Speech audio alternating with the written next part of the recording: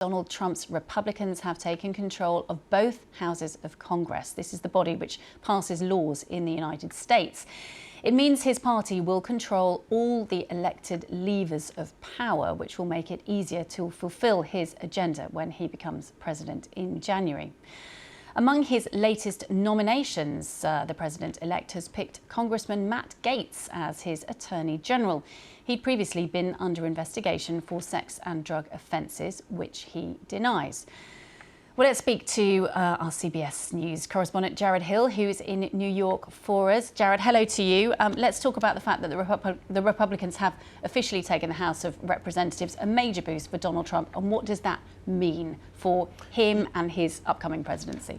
That's right, Sarah. So I was just doing some of the math to look at the numbers, actually. And as of now, they do have a slight majority in the House, just enough to have the lead. There are still about 9 seats that are left to be called in California, just based on the way that California counts.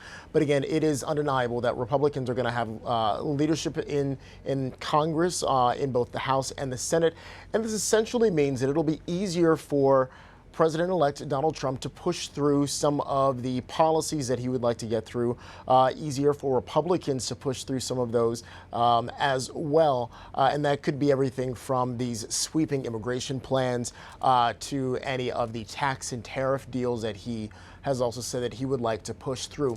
What will be interesting, though, is to see, especially in the Senate, is if there are going to be any members or enough members that Democrats can sort of sway in their direction to at least try and block some of what they see as some of the more extreme measures.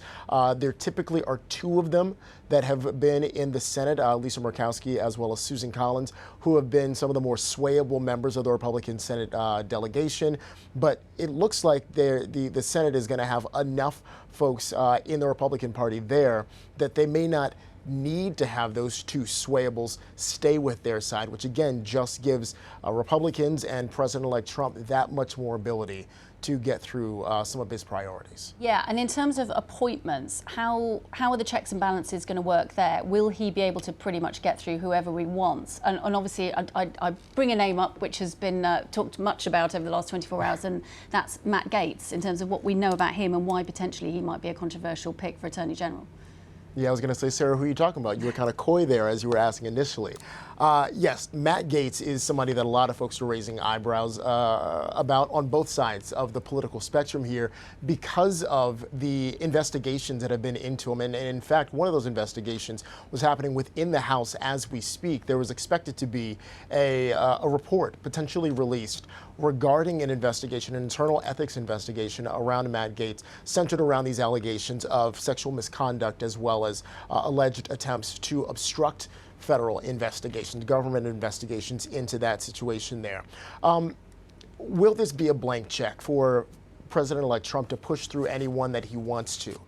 Members of Congress are saying no. They're saying that they are going to take this seriously, that this is a serious endeavor, a serious part of their jobs. Everyone from Matt Gaetz as well as former Democratic Representative Tulsi Gabbard, who's someone who President-elect Trump also recently named as his choice to be the top intelligence official in the United States, despite the fact that there are some questions around some conversations that she's had with Bashar al-Assad of Syria, as well as commentary that she's made regarding Vladimir Putin and Russia. These are folks who might have a bit more of an uphill battle because we've already heard some members of both the Democratic and Republican Party in the Senate saying that they have some questions there. But by and large, generally speaking, we do see a lot of this move along party lines. And so, again, if enough members of the Republican Party get behind those picks because they support President-elect Trump, then they will potentially go through. Okay, Jared Hill, always good to talk to you. Thank you, Jared Hill well. from CBS.